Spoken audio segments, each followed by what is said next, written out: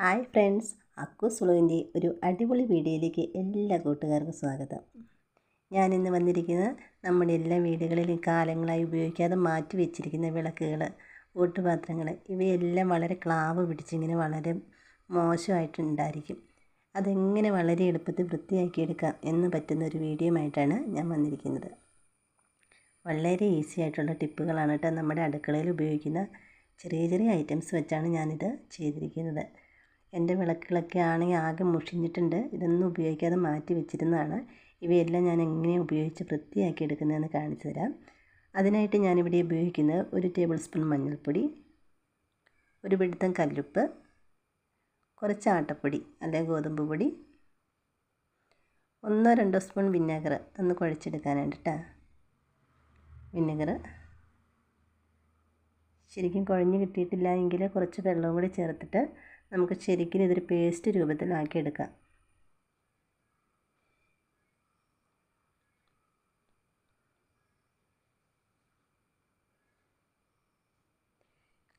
വിളക്കിലേക്ക് നന്നായിട്ട് തേച്ച് പിടിപ്പിക്കുക.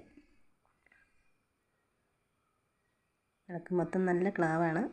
ഉപയോഗിക്കാതിരുന്ന വിളക്കാണ് കേട്ടോ, മാറ്റി വെച്ചിരുന്നതാണ്.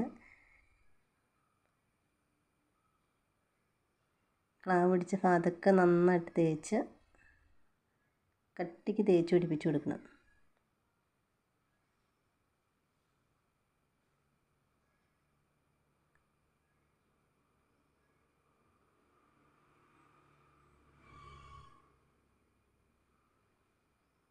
പറഞ്ഞത് 30 മിനിറ്റ് ഇങ്ങനെ തേച്ച് പിടിപ്പിച്ചങ്ങ് വെക്കുക.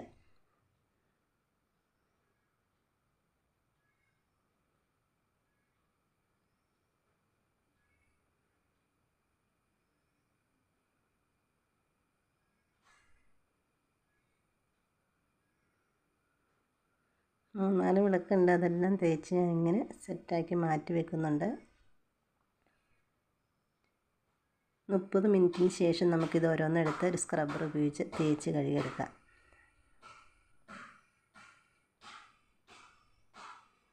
അപ്പോൾ തന്നെ നമുക്ക് അതിൻ്റെ ക്ലാവുകളെല്ലാം ഇളകി പോകുന്നത് കാണാൻ പറ്റും കേട്ടോ.